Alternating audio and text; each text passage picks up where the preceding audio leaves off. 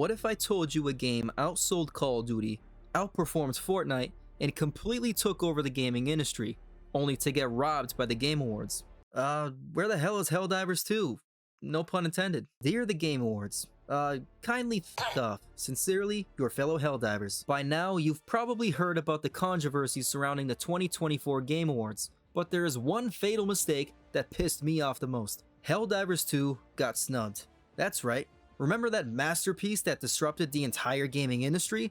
Did you think that it should at least get nominated for Game of the Year? Nah, f you. We're taking Poker, a cute little robot, and a DLC expansion instead. With regards, the Shame Awards. Look, I understand the Game Awards can't make everyone happy with the results, but Helldivers 2 didn't just miss out.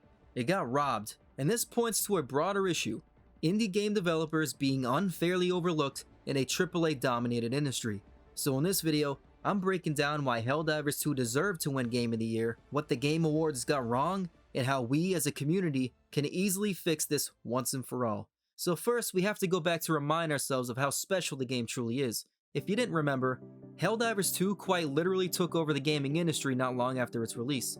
Everyone was playing it, from the casual gamer to our favorite creators. Helldivers 2 had outsold Call of Duty Modern Warfare 3 in 2024 and was even outperforming games like Fortnite on PSN. It's easy to forget this though. The game was made by a small indie developer team of about 100 people at Arrowhead Game Studios. I made a video on this that I recommend you watch after this one, but just think about this. A small indie team of 100 developers beat a massive AAA team of 3,000 developers with a game they worked on for over 7 years on an outdated engine. That should be impossible, but there's two key ways Arrowhead Games was able to do the impossible. One of the ways was simply the insanely fun gameplay loop. From shooting bugs to robots, to creating a real-time cinematic masterpiece, to making some of the funniest moments ever with your friends, this game was different. Guys, I'm sitting here with an anti-tank and I see the civilians running and my god, is that tempting. Helldivers 2 brought back the magic that's been missing from the soulless AAA industry. It gave millions of players hope. Remember how fun the PS2 was?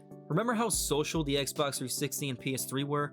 Helldivers 2 took me back to those days because of how amazing the community is, and that's why I ultimately fell in love with it. And I believe it's that old school immersive magic that made every player fall in love with it too.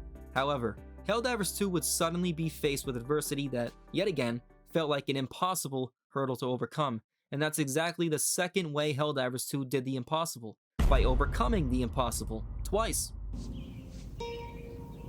What the f is this piece of shit? Let's say you are the publisher in this situation. You miraculously have a game that goes way beyond expectations. Everything is going well and the players are happy. Would you then choose to kill all that momentum by pulling a stunt like this that is obviously going to piss everyone off, lead to review bombs, and cause your entire player base to demand refunds? No way, unless you're snorting G Fuel. But this is what Sony chose.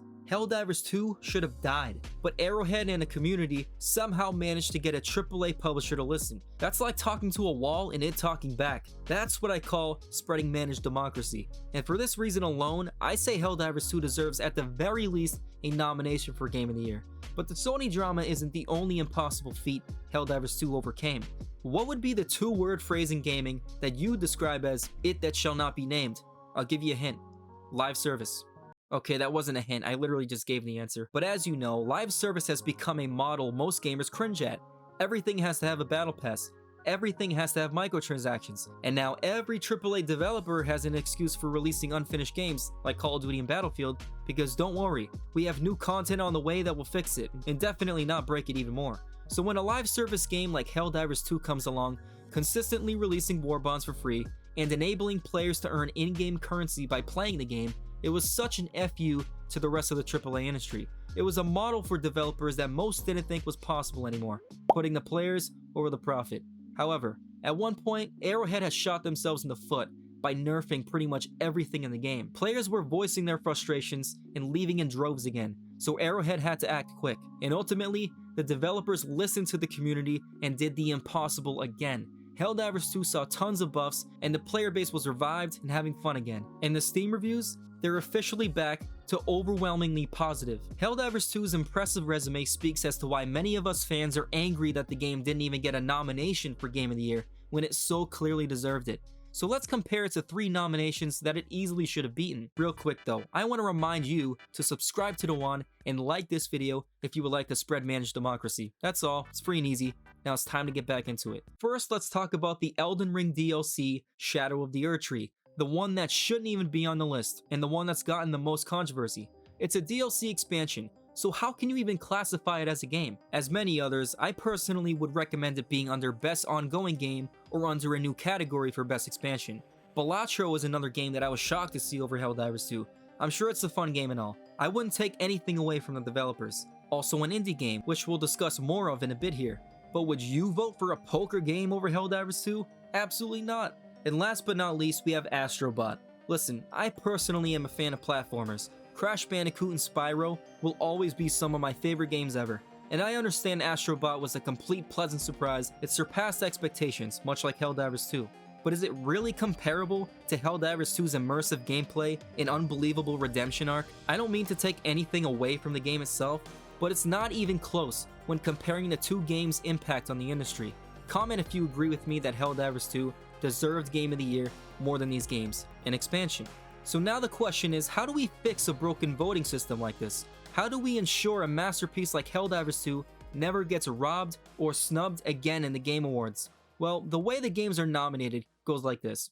A committee, which includes big names like Sony, Microsoft, and Nintendo, chooses the media groups who basically send their voting lists, and the games with the most votes get the nominations. It is literally 90% decided on by the media and 10% by fans. How is that fair at all? This is where indie games and developers get punished. This garbage voting system is designed to highly favor AAA games. Unfortunately, the media focuses on playing and writing about these big AAA games because that's the safe route to getting the most clicks, since that's what they believe their audiences are most interested in.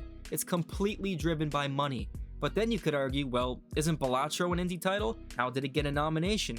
Well, I actually think this pick in itself is a slap in the face to Helldivers 2's indie studio, and even Palworld, the indie standout that made tons of noise. But guess who they pissed off and have had legal trouble with? Nintendo.